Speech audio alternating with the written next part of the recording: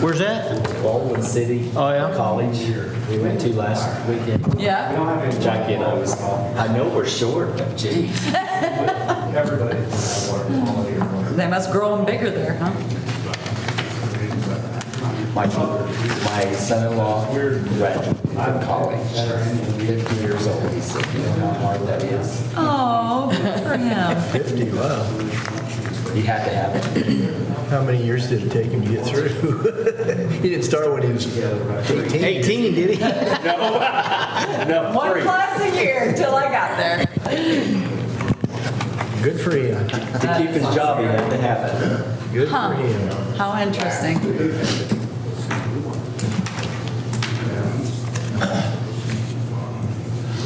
The moth just went up Lance's sleeve. A moth did? Well, if he starts jigging around, we'll know that he found Here it. you go, Lon. I just was. Oh, good job. They were terrible. They got in our We ready to get fired up? fireplace. It's a gas fireplace. Yeah, Let's do this thing. Moths in it. Jackie, take control. It's time to call meeting to order. Welcome, everyone. Thank you for being here. Lance, it's good to see you. Lon? Staff? Glad you guys could all show up and give your reports this morning. So, That's what we're gonna do. there you go. With the exception of Mr. Larry, did everybody receive the consent agenda? Yes. Any questions with regards to that agenda or minutes or the financial and income statements? I have no question. You have no questions? You got to review that? With that, I will accept a motion to approve. So moved. Second. There's a motion and a second by Sam. All approve, say aye. Aye. All opposed, same sign. Passes. Thank you. Public comment. Mr. Lon, got anything to say today? Nothing here. Nothing there? Mr. Lance? You haven't got anything? Come on. Grant, you got anything? Okay, all right, all right. Well, with that, I guess that will end our public comment section. So, Miss Lana, we have an update from you. You do have an update for me. Good morning. Good morning, Laura. Project 5232, working with a local developer on an investment property. Steve will probably talk a little bit about this project as well, but we met with him Friday afternoon and started working on some financial pro formas for him, and I'll let Steve tell you the part he's doing for him. Okay. Project 5231, a large manufacturing project. We've had 2 discussions with them so far and have provided them with some contact information for some potential partnerships for their business, and we'll continue to work with them. Don't have any updates on any of the Department of Commerce requests for information, unfortunately, but we do continue to see those on a little more regular basis than we had previously. So undoubtedly, the Department of Commerce is out at least scoping projects that could work for the state. Some of them don't apply to us at all. They are specific enough to say we need to be within 10 miles of an interstate or 5 miles of a large commercial airport or something of that nature, but at least they're out there marketing the state, so that's good. Housing projects, we've seen some good activity on some of those.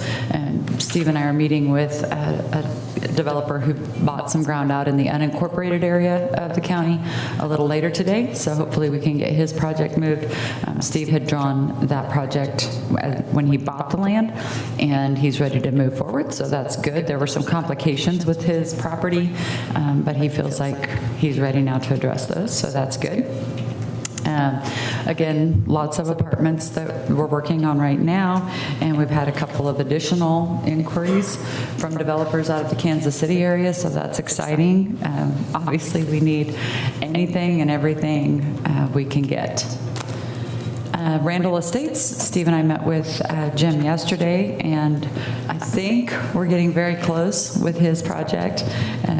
He is waiting on some RHID updated numbers for the construction, and we're finishing up. I think I finished the covenants yesterday, the additions to his covenants, so hopefully we get that in front of the county staff and get that approved so we can keep him moving.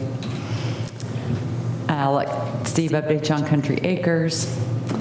And outside of that, the Sligo Station stuff is still moving along. We did receive the $2 million grant from MIH, Moderate Income Housing ARPA funds. So that project is continuing to move forward. We have basically a year to get construction started on that first building. So we'll be doubled down to make sure we hit that timeline.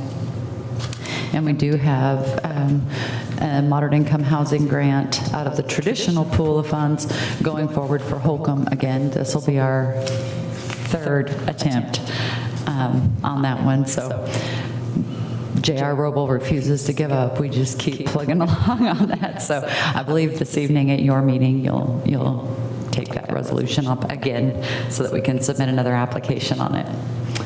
Western Kansas Corridor, we've had some additional interest in that project. If you haven't been out there, the first streets are in, so you can go drive on beautiful brand new streets if you'd like. It's looking good, and I think we'll see some good activity on that now that people can actually visualize what it's going to look like. And outside of that, I have had the second meeting of the Early Childhood Transition Task Force, and I think we're making some good progress there. At this last meeting, we heard from the state of Missouri and the state of Colorado, both of which have created separate cabinets for early childhood in their states, one under Democratic leadership, one under Republican leadership. They kind of went different directions. In Missouri, it was an executive order. In Colorado, it was an act of the legislature. So it was really good to hear from the two states and hear kind of their lessons learned, things that they would suggest we do ahead of time.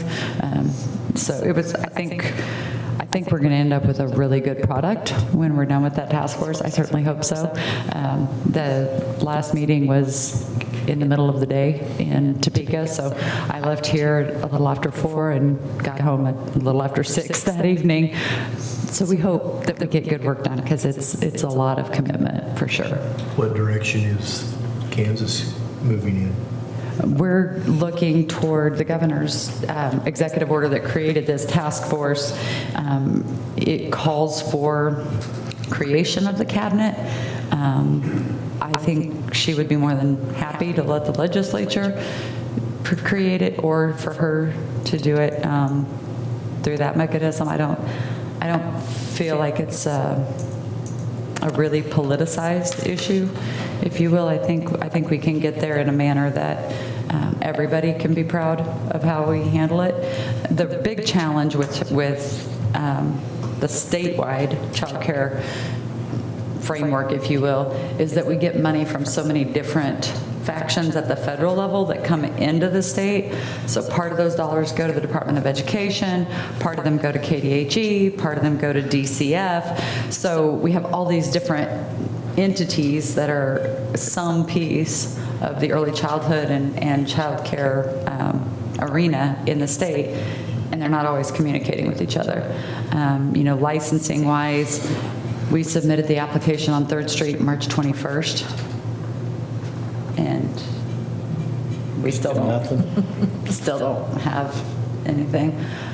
We've had 3 contacts from them, and each one was a 1-question event. So we wait.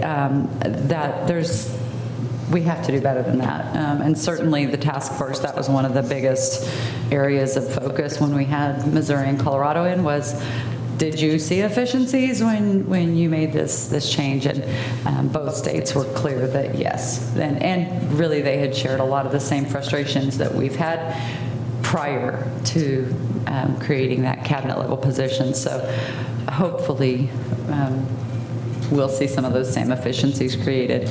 It's extremely frustrating when we know how badly we need childcare, and it's not just us, it's all across the state. And yet, a center like that was designed in conjunction with KDHE and the fire marshal's office all the way through, takes this long to Yes. establish a license, so a little frustration. So do you feel that all of those, the KDHE and what you mentioned, the DCF and all that, you think they're all lobbying for funds and that's what's creating some differences there, or no? No, I think it's honestly, as this a lot of times happens with government, as programs change and get added, especially at the state level where you've got federal dollars, coming down and you've got varying administrations with varying priorities, you end up with different arms out there. And government tends to be very reactive instead of proactive. So I think, I certainly don't think it was that there's anybody in state government that's saying, let's make sure we never get childcare to work right. I don't think that's happening. It's really, I think, more a function of, as time's gone on and different programs have been added at the federal level, those dollars have just kind of found their home in different agencies, and those agencies don't always have good communication back and forth with each other. KDHE, for instance, is in charge, if you will, of the licensing piece of it, but that's a tiny part of what KDHE does. So, you've got 3 or 4 people who are engaged in childcare licensing, but they may never be talking to anybody else in the organization. So I don't think it's nefarious by any stretch. I think it's really just a lack of continuity, and then things kind of getting added on, kind of like a house. When you just keep doing additions and you're not really paying attention to, will the air actually make it all the way through the house if we add on another addition? So I think it's just one of those things that we kind of are going to have to go back and correct and set a new course going forward. So How long has Missouri and Colorado implemented theirs? How far behind are we? Not as far as you might think. That was actually exciting. They are both within 2 years of having made their changes, which is good. I think it's fresh enough that the people we were talking to were the people who actually went through the transitions. So they were able to be very clear with us that, yeah, this was a huge growing pain and we wish we would have addressed this up front. With Colorado, it was thousands of pages of legislation, and their thing was, know what the heck you're doing before you write that bill, because each one of those little pieces is gonna dictate some of how you do things. So it was really good to hear from both states and their experiences. Both states felt like they didn't do away with any positions initially. Now they're figuring out, how many of those positions can change, or are there more people in some other department that need to move to that early childhood piece? And so I think we'll come into it with a lot better understanding of what the hiccups might be, and hopefully that helps us be a little more seamless in transitioning to that model. We hope. We hope we can learn from others. So, Go ahead. wait. So once this gets implemented, are these going to be state-run facilities? No. So and we don't know for sure what we're going to land on, but assuming we follow something like the models that are out there in the states that have already done it, it really will just be an administrative body where all of those dollars can come through. So the Department of Education monies, the HUD dollars that go towards childcare, all of the different financial resources and best practice resources will land in one space. The only things that we don't see probably transitioning in, and both states talked about that, but they left their childcare subsidies separate, but designed it in a way that there's continuity between the two agencies, but that there was there's a lot of hoops involved in that piece. Food program, we'll see how we handle the USDA piece of it. That really happens more at the center level versus the state level, so that may not be incorporated in. But no, as far as the operation of facilities and stuff, we continue to see that being a function of private industry and those who are engaged in childcare today. We'll just hopefully have a more streamlined procedure, and hopefully by putting all of those funds in one organization, we can do more, leverage those dollars better than we have previously. Right now we have the Children's Cabinet with some money, we've got DCF with some money, we've got KDHE with some money. We need to get to a place where all of them could sit down and say, oh, actually, if we did this, we can utilize that money better across the entire state to create more child care capacity. Is there any light at the end of the tunnel or in glimpse of light on our permitting other than the onesie-twosie questions that we're getting? That's it? The most recent response we got from them was, we are taking it up. We are taking up your license in the next 2 weeks. We don't know for sure what that means. 6 weeks ago? That one was about 10 days ago that we got that feedback. So, yeah, hopefully we're getting close. All righty. Anything else? Just a lot of really good discussions going on with four-year degree completion programs. Right. Very excited about how that's going. So fingers crossed that we're going to make some really substantive changes there for our community and our region. So, I did get a question with regards to parking, with regards to the Sligo project.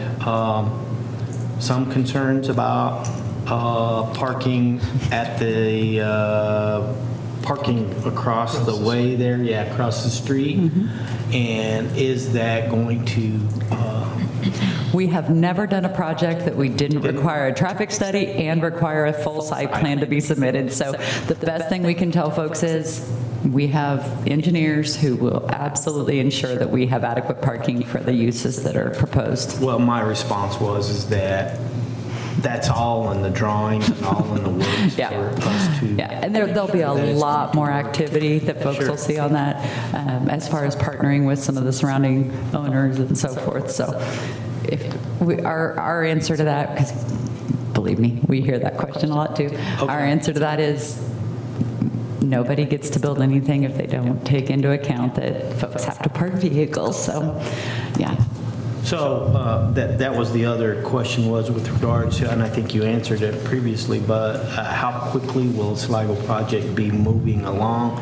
I think you mentioned something about we have a year to begin the first phase or whatever of the that. The MIH ARPA award absolutely kind of sets a clock. So that first building has to be moving. The first residential building has to be moving. And there's a lot going on with the standalone commercial building as well. So hopefully we can get that worked out where maybe both of those could launch at once, and then the rest of that U-shaped portion of the building could be a second phase, if you will. Well, and I just said it depends on how some conversations go with some of our parties, but I thought that within a year we would see some motion. So We think it's going to be quicker than Kohl's and the nearly 20 years that we spent on that. So we're excited about that. That's a good sign. That's a good sign. Okay. All righty.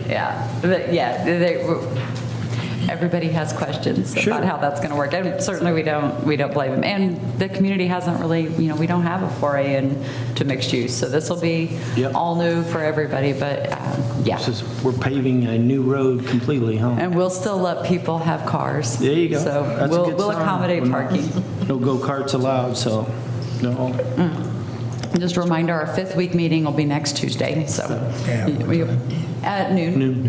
Starts. Show up around 11:45. Yeah, you'll get your invite to it, but we start lunch usually and have it prepared and ready for you guys around 11:45, so you can get your lunch and we can dive in and get started. Any additional questions for Lana? Thank you, Lana. Appreciate Thank the you. report. Good job. Thank you.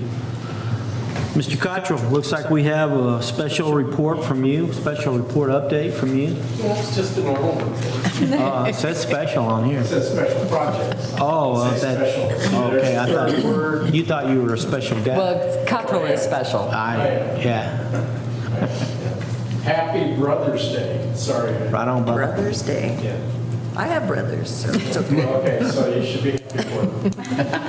It's also National Escargot Day, but those are. It's cargo. Those are dirty things. Tastes like dirt. And it's Wyoming Day, so here I go. Who knew? Okay, at last month's meeting, I told you that we got a last minute late rush RFP from KDOC. We did submit on that. To refresh your memory, they only need 715 employees. We don't want that. It's $1 billion facility. So we don't need too much housing. No, just another 2,000 to 3,000. Just keep the projects coming. That's right. Then we had a direct contact from an industrial prospect. We had a preliminary Zoom meeting and we look forward to more conversations in the future. That's all I can tell you. Up on the corridor, as Lana said, we had a builder come in and talk to us about a couple of small 3-bay type kind of office shop sale, retail, outside storage possibilities. So I worked up a site plan for a couple of small buildings on a small piece of property. It definitely doesn't take a whole lot. So that's out. Lon's working on all the financials. So shortly before we had a couple of nice rains, we did finally get the buffalo grass planted on the disturbed area. So we still need more, but we've got a few chances of not getting more rain this week. So it's hopeful. Electric should be completed in the next couple of weeks. And the pavement markings out on the highway at the Acro-Way entrance. Jim has signed that change order, so waiting on the contractor to show up and make those changes that would allow the right turn lane to come into play on the shoulder. It didn't require any additional pavement or anything at that entrance. I believe all the lift station, all the sewer district plans for projects have all been finalized, I hope, I hear. So hopefully we'll get those out to bid. Yeah, and it's, Crapshoot on kind of. it's availability. Exactly. Yeah, it's, pumps are scarce. Traffic signal parts are signal poles, there's a 16-week delay from the day you order to when it might be delivered. So, and pumps are at least that bad. if not- Yeah, he told me Worse the other on- day that I can't Yeah, remember. it's quite, Long time out, quite huh? a long time out, so, but they think they've got everything working to where there won't be any catastrophes. And I've been working on some commercial concepts on the east side of town. That's all I can tell you there. Lana mentioned Randall Estates is moving. Hopefully, we'll see some construction activity in June, which isn't too far away. Country Acres, road work is back in progress, so there's some positive movement there.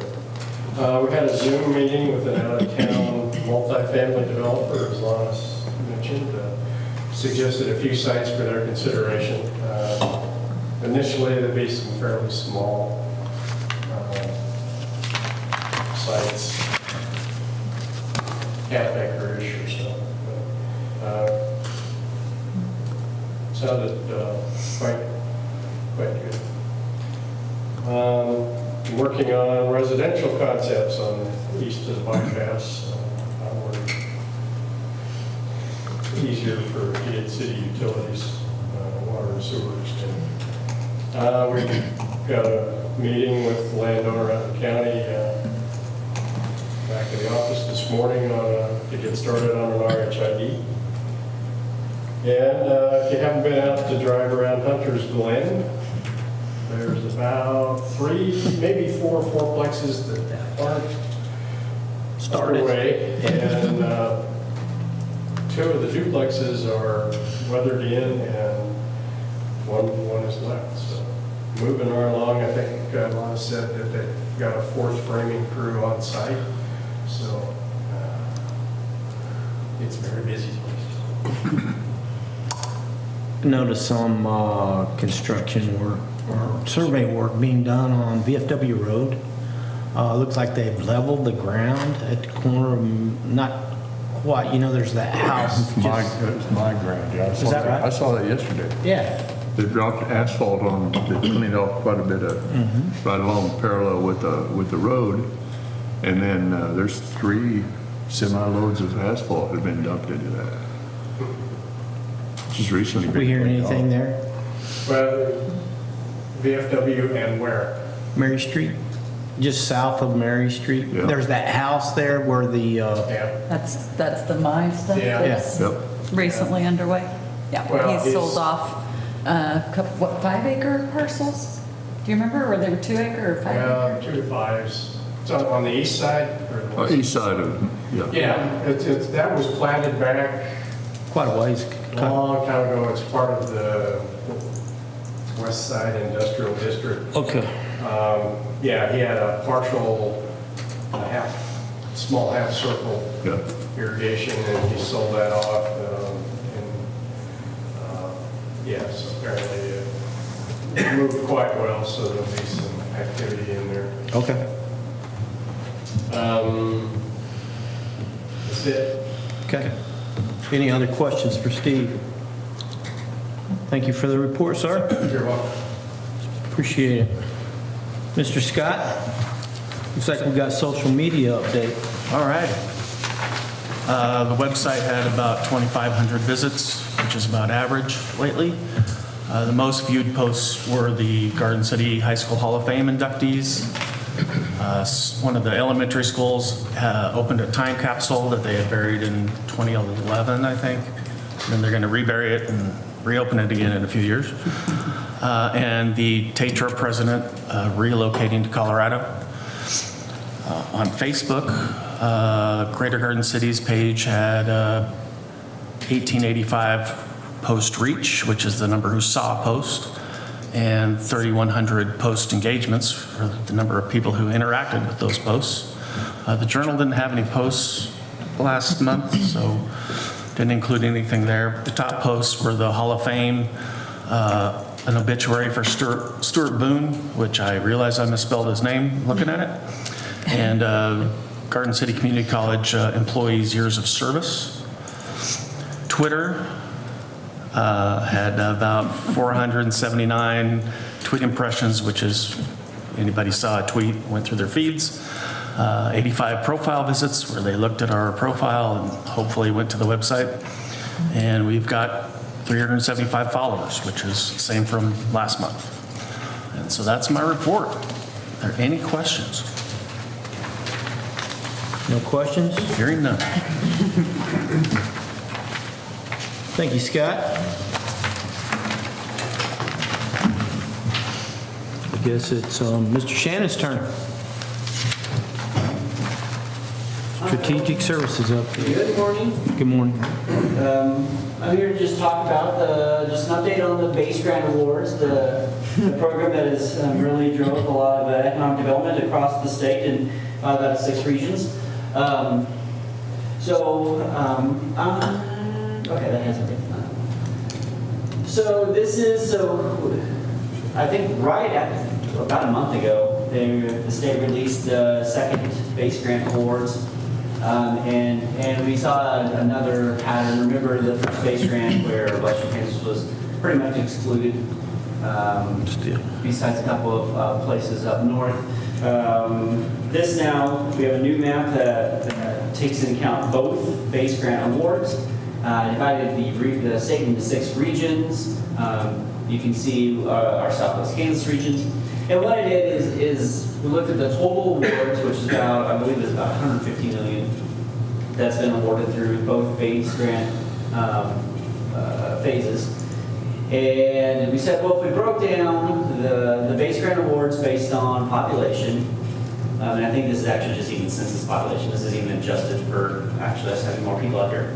How much would you expect to see in those different awards? So if we look at the letters underneath, so we have Northwest, Southwest, North Central, South Central, and so forth. And we take the awards, proportioned out based on our population. Northwest should have got 2 million, Southwest should have got 7.4, North Central should have got 8, South Central 42 million. And then we actually see the total awards that we got and what percent of the expected funding that we're getting. So if the state of Kansas said, you know what, every person is worth the same amount of money, we're doing base grant, so we'll distribute all the money based on the population. How are we doing? Well, Northwest is doing pretty good. One of the dairies up there got a couple $1 million or close to a couple $1 million to do an expansion up in that area. But you can see in Southwest Kansas, we're actually at 19% of what we would expect based on our population. Everybody else is pretty close to 100%, about what you'd expect to see, especially South Central, Northeast. Southeast is a little bit lower than expected. North Central is a little bit lower than expected. But we definitely see a pattern here of where base grants are not being awarded. And if you kind of think back to other maps that we've done, the area that we're in kind of follows a different map. You recognize this map? This is the map of counties that have significant populations that are at risk. Basically, our ethnically diverse population counties. So it looks like Southwest Kansas. So when we're talking about do people qualify for base grants and don't qualify for base grants, it looks like there's some sort of correlation between getting base grants and are you at risk. And so what this is a map of, and this is a lot of colors, but it's to show you there's 4 different things. First, the blue colors are, did you get a base grant? So if you're blue or purple, those are the counties that got a base grant at all. And we're not even talking about significant amounts of, just any base grant. And if you are a pink county there, that means that you did not get a base grant and you have at-risk population. And then if you're gray, that means you did not get a base grant and you're not at risk. What we can see through this is that there is a statistically significant correlation between a county being awarded a base grant through the first 2 rounds and that county not having a significant at-risk population. Meaning there doesn't seem to be, like if we were running a statistical test, if this was a medical test, like we were doing medical research, we would think there is something up. Not due to chance, due to something where there is a correlation between being awarded base grants in Kansas and having a high minority population.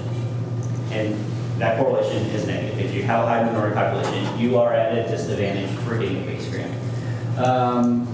So I don't have anything else besides this, but this is something that is interesting. This doesn't necessarily mean they're making these decisions based on ethnicity, but there could be a common underlying factor, like maybe distance to university, maybe distance to interstate, maybe distance to the capital. All these things are things that we have to deal with in Southwest Kansas. But there is definitely a statistically significant correlation between those 2 things. So at risk, how is that defined? So in this case, I looked at if the county has 15% or more population that's not white. We're obviously higher than that, we're 50% or more than 50%. So we're talking about if you just have, you're just not a super white. If you're anything but a super white, you basically counted in this map. And there's a correlation. And it's not just Southwest Kansas. You can see like Erie County, Lyons County, some of those that aren't even in Southwest Kansas, but they have a high population, a higher population of at-risk. And okay, so what does at-risk mean? Remember, this all went back to the census. And the census, when we're talking about at-risk, is at-risk of being undercounted. So I'm still using the same language. It really is a higher than average or a higher minority population is what those pink ones mean. I'm still using that as at-risk just because that's how that map was originally established. Okay. So, yeah, I guess it is kind of confusing at on the language there, but also statistically, when we're talking about significance, what makes significance isn't finding a pattern and then saying, aha, I'm going to do a test. It's establishing these patterns, and then something new comes, and you say, well, using this thing and using this thing, these things are there. Because you can make a whole bunch of patterns. You can say, well, what if we just take the first 5 letters of the alphabet? Does that make us? I mean, you can test a whole bunch of different things. What makes it important is we already established that at-risk thing is something that we're vulnerable, that's a vulnerability that we have as a state and as a region. Then we get something else, and you say, you know what, this thing that we're already concerned about, we lay it on top, we see another pattern there. So it's not just us going fishing for things to say, well, we need to get base grant because, you know, the largest city in each of these counties is whatever. They have a basketball team that hasn't won the 6A championship. I mean, right? It's something that we actually care about. So that's our languages there.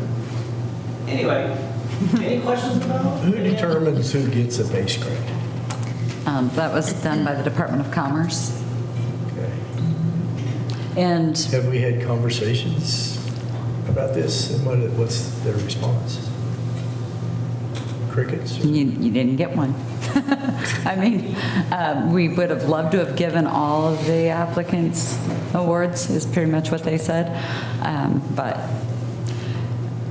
you know, I think what you'll continue to see, and Shannon continues to find as he does research either that we've instigated or that an outside partner or client has asked for, you'll continue to see that there are correlations between many of the things that happen at the state level and many of the things that get funded at the state level, and how Southwest Kansas gets treated in those situations. So we wish that we could say, wow, this is the only time we'll ever see this, but you'll see it a lot. And you know, there's certainly the argument, what good does it do to know about it if we're not going to do something about it?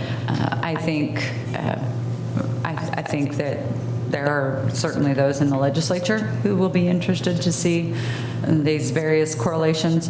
And I hope that there are some of those in administration who would take this into account and recognize that sometimes you have to be intentional about ensuring that you get dollars distributed properly. Evenly. You know, certainly we're not saying, you know, you should fund bad projects just to make sure everybody gets an award. That's really not what this is about. We know that there were good projects submitted. I had somebody reach out from a completely different region who reached out to me and said, did you see the new base grant funds? What the heck, you know? And they're in an area that did get funding, but they recognized that Southwest Kansas was completely left out yet again from those opportunities. So, Because what was it, maybe a month or a couple months ago, where you presented how much production Southwest Kansas produces in relation to the rest of the state? I mean, there's a direct correlation there. Yes. But go back even further when you talk about that, we know that when we've seen that the production per person and per unit of traffic is triple or more in Western Kansas and Eastern Kansas. But then you go back to how KDOT scored the projects for IKE, for what projects they're going to work on, and you look at what they scored based on the economy. They said, what's the economy score? And all that basically was telling us was how dense the population was. That's how they determined the economy. So they didn't look at it as what we know as the economy, which is truck traffic, how much meat are we hauling, how much cow, how much dairy are we hauling. They looked at our people in commuting situations sitting at a stoplight. If they are, let's build something bigger that goes around that stoplight. And not saying, do we need to increase the infrastructure of, the actual industry in Kansas. And so, I mean, it's these things, and maybe it's not ethnicity that's making a difference in this, but there's so many things all correlated together. I mean, even Sprint, there's a Sprint, I believe is the name of the grant, the tourism grant, that just got awarded. $30 million across the state. You divide the state in half. I think it was $30 million. Western half of the state, including Wallace County, right? Wallace, I think, was the boundary on the east-west.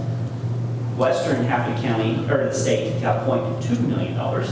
Eastern half of the state got $29.8 million. I mean, it's just these things over and over and over. It seems to me that the commerce is looking at us and saying, they're doing so well, they don't need our help.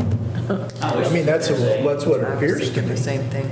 I mean, I don't know how else you explain it. I think we would be featured more in the statewide magazines. Would you that are agree or statewide disagree, or- published. I would disagree, unfortunately. Huh? I would love for that to be the case. I don't believe that's the case.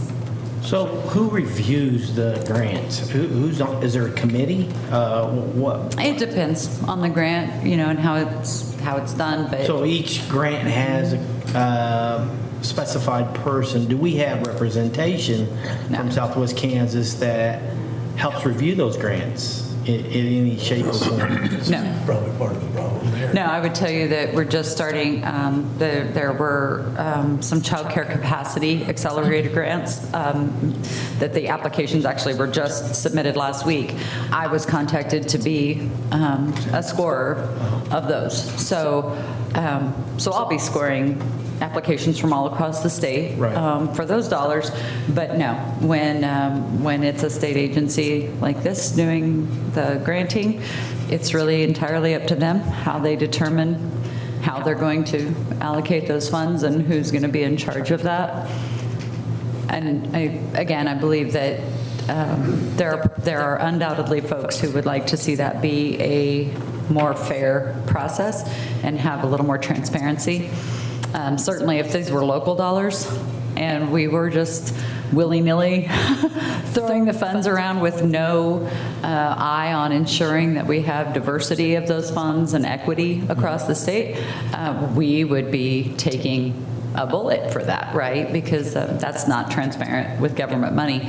Unfortunately, nobody's holding them accountable to that same litmus test. So very challenging. Is there a need for, say, a lobbyist or something that can contact those It's about grants? telling the story. Yeah, that's exactly what I'm- We're not saying you should have a quota and you should give each county. Right. We're not saying that. Right. The point, though, of having Shannon do this type of research and being capable of doing this kind of research that is not biased, that is truly just, here's the numbers, here's what you did, here's a map of what it looks like. The value in that is that it's fact-based. It's not us whining and throwing a hissy fit. It's saying, these are numbers. You can't make them up. This is the number. Help us understand why funds are being distributed the way they are. Help us understand why universities are where they are. Help us understand why four-lane highways are being invested in where they are. We were not in a position to ever have these kind of conversations without that data. So, certainly, again, I believe there are folks all across the state who will be interested in seeing this compilation of various funding mechanisms and where they've been distributed throughout the state. Whether or not we can get enough traction to actually have somebody answer to it, we can't guarantee that that'll happen, but at least we'll be able to tell the story very completely and very accurately. So are there any of our counterparts from other counties that feel the same way that we feel Dodge City. Anybody who's smart Yeah. enough to look at the map should be feeling that way. Well, I mean, in Southwest Kansas. Have they registered any complaints or have they We have mentioned no idea. anything? We wouldn't be aware if they had unless they contacted us to let us know. And I've not had anybody, like I said, I had somebody from outside the region who pointed out that, boy, this is a problem. You guys don't seem to get any monies. So, I mean, it's not that people don't notice, but certainly nobody's going to be as concerned about it as the folks in Southwest Kansas because we're the ones being disproportionately affected by it. But no, I don't think this is a witch hunt. I don't think this is a situation where we all need to gather together and go up with stakes to the state capitol. I don't think that's what the point of this is. The point of this is to be able to have a compilation of various data points that tell a story about how state government has looked. And this is, just to be clear, this has nothing to do with politics or administration or anything else because we can go back decades and see the very same trend in just about every area. Anything that we've gotten of significance from KDOT has been one-offs. It's been, going for specific projects and getting things done. And all of them have had an economic impact. All of the stuff that Steve did when he worked for the city, those were related directly to economic projects, while Southeast Kansas, for instance, continues to get all these highways with no economic growth. Right. Again, I would caution people to think that it's a political thing because it's happened under every Numerous. flag at the State House. So Well, maybe it's been going on for a long time. it has been going on for decades. Yes. Yeah. Kind of like what Stuart said, we've got all this out here, so they don't need any help. And seriously, I feel that way. I can remember 56 years ago, back at school, people didn't understand it, but they'd come out here, just like your Kansas leadership that was here this last week. It's an eye-opener, but there is kind of that sentiment that Stuart's talking about. Are our legislators aware of Shannon's numbers? I assume they are. Yes. So they're taking care of their own on a basis and they're doing what they need to do to. Well, your representation is from the other regions, even the legislature, Yeah, right? I can see why nobody else beyond our area is going to be concerned about it. Why would they? If we got more money, it would be taking money away from them. That's exactly So, right. they're not going to stand up for us. Right, that's exactly right. And just to be clear, when we had the Ike scoring thing, whenever that was, a couple years ago now, the scenario that KDOT had for us in Southwest Kansas was, say agriculture goes away, why would we want to build highways? What's the scenario for when we don't have agriculture out in Southwest Kansas anymore? Let's plan for that. And then also drones, like how are we going to get drones to work? Both these things do not apply to us. So I just want to make sure that we're clear that the state does not think we're doing okay. It's from what I'm getting.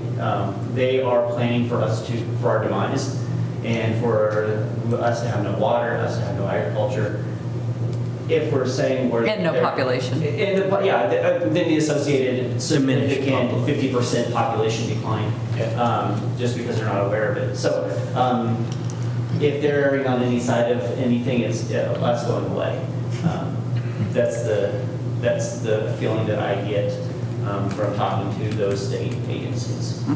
So. Yes, Lon? Just to add what Shannon said, just in the last few days, an article came out of Topeka that said Garden City, Dodge City, and Liberal have all lost population in the last 2 years. And I don't know who the people are buying these houses. No if that's the case. So, but that's another thing, another point that goes to what Shannon just said, is the information that's being put out there is not accurate information. And it goes back to Wichita State with their economics, where they put out those forecasts that get published on our citywide league of municipalities, how the cities are projected to grow over the next 20 years, and we're at half that. And the issue with this is we have that incremental census, so you have a 10-year census, and in between the kind of impute numbers and the use formulas and stuff like that, it's been messed up for western Kansas rural communities. That how that's formulated. You can just look at how the census, it starts high when you get a 10-year, and then it goes down, and it goes like this, and it goes down, like this, and it goes up, and it goes down, like so you know, to me, you're like, oh, my estimation in between each of these 10 years is wrong. By default, they're just knocking us out population because we're a rural agricultural community that doesn't have a university. I mean, they have all these formula things, and this formula says, you should be shrinking every year. We're not actually going to check it. We're just going to make you shrink. Should. Right. But then you have people taking this as gospel and saying, oh, you're shrinking every 10 years. Right. And we don't. Like you said, we have buildings across rural Kansas. I mean, all of Syracuse and all these places are growing. What is Dodge and Liberal? Are they growing or losing population? No, every, you know, if you remember back to Shannon's, his reaction to the census presentation, Southwest Kansas actually had the highest percentage of growth statewide when we applied, you know, the undercount. But of course, the census, you know, didn't acknowledge that perhaps there were challenges. And there is getting more national news about there being a potential undercount minority population in those communities. And it hasn't been from us. It's been from, like we said, it's going to be from those bigger communities that have the resources in the poll to say, are you sure this is the right number for different ones? And so if you've been looking, well, I search the stuff, so when it gives me news related to this. But there's been some pretty big ones that are starting to get into the point where they used to be like, oh, maybe there's a 5% undercount or a 10%. I saw one that was talking about 50%. So it's all coming around. In the end, we just have more evidence or stuff, and I didn't really need for this to be a 25-minute talk about data. I just had some. With one slide, that was pretty impressive. It is important. Agreed. Thank you, Shannon. That's a good information. You always have something that brings it up. Yeah, It's always something with It's always something. you always do a good job Thanks, of Shannon. bringing that. Good information. Yes, great information, and hopefully we'll be able to have an outcome for that. So next we have any other questions for Shannon? I'm sorry. We're good. Update from Mr. Grant, business development. It looks like you got your work cut out for you, young man. Oh, yeah. Huh? Sure do. Good morning, everyone. Good morning. All right. I've got 2 new prospects this month. 523-1 is a service prospect. This client has been in contact with us for a while, but we haven't heard from. Now we got back in touch, and the business plan is far along, and we're looking to start some financing options, and we can hopefully get that done about this summer. And for 5232, industrial prospect, he's in his beginning stages of his plan, looking for feasibility ideas, possible locations. We're waiting to hear back on his discoveries and start a business plan for him. And get a meeting scheduled there. And 423-1, still in communications with this client, and just need some more time to fill out this plan. And for 423-2, we're still waiting on a response from the next meeting. 423-4, client still just in the beginning stages of figuring out what they want to do. 423-5, this client is now signed up as an SPD client. We had a meeting, and after this meeting, it seemed that they had lost a majority funder, and they weren't sure where they were going to be going from there. So that was a setback, and we're unclear of the next steps for them. And as far as meetings and initiatives, still working with Bob Wetmore with Great Plains, and I had a lot of FCEDC meetings for professional development for myself, sitting in on some other client meetings with my FCEDC colleagues. And that's what I have. So how often do you follow up with those 423 twos, 423 ones, that kind of stuff? If you don't hear back from them, well, do you? I 2 weeks generally, Okay. and it's just gauging by each individual on how quickly they want to move along. Okay. If I don't hear from them, I'll Reach out. Reach out within a week or so. Okay. Good. Good deal. Any questions for Grant? Good job, Grant. Sounds like things are moving along. Things are hopping. All right. Good job. Thank you. New business. Lana, we got any new businesses that want to have, that you want to discuss? We have no new business. What? No new business? That's No. not good. Well, we got a lot of old business, don't we? Well, I don't know how old it is, but yeah, so the Southwest Kansas Entrepreneurship Career Exploration, we talked about that last month. Bob Kreitzer and Joe Coles had been working on that organization and really wanted to formalize it as a grow your own and workforce development, career exploration type organization across the region. And they did come to our office and ask about having that funding run through us so that they wouldn't create another county outside agency to go before the county commission asking for funds. They did present to the county commission at the last actual county commission meeting, not special meeting, but at the last regular meeting. And the commission chose to run those funds through a different organization, which is a superintendent's organization. Bob came in and visited with me after. They're not entirely sure that's actually doable, but they're working on getting that figured out so that they can get back with the county and let them know how that will have to work as far as that goes.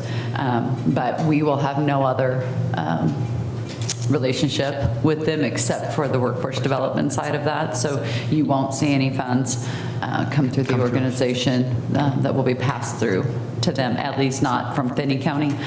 There obviously would be a chance that other communities who want to join in may choose to utilize us just because we're a partner agency with them, instead of creating new organizations to fund, which has always been a challenge. And certainly there's been a lot of pushback from the commissioners in the past about adding new funding opportunities. Yeah, new organizations to come before them each year, but that's how they chose to do this one. So we'll see how that ends for them. But again, Bob Kreitzer is working with Joe to figure out how they make that work. Okay. Any questions for Lana with regards to that? So have we had any other requests for that other than Bob's entity? No? Okay. Nope. Okay. And there's no action required from you, just an update that you won't see anything come across for that one. Thank you. Uh-huh. Need for executive session, I'm assuming there is. 15, 20 minutes? I would say 20 minutes will be Okay. sufficient. And it is for the purposes of client confidentiality. Okay. So we have a request for an executive session for 20 minutes. I have a motion to adjourn and go into executive session. That's moved by Larry. Do I hear a second? Who we got? Is that you, Dave? Those guys. Everybody's pointing at everybody. Okay, David, we're giving it to you. Okay. All in favor, say aye. Aye. All opposed, same sign. So we'll go into executive session for 20 minutes. Thank you, everyone, for coming. Appreciate it. Vance, Lon, thank you.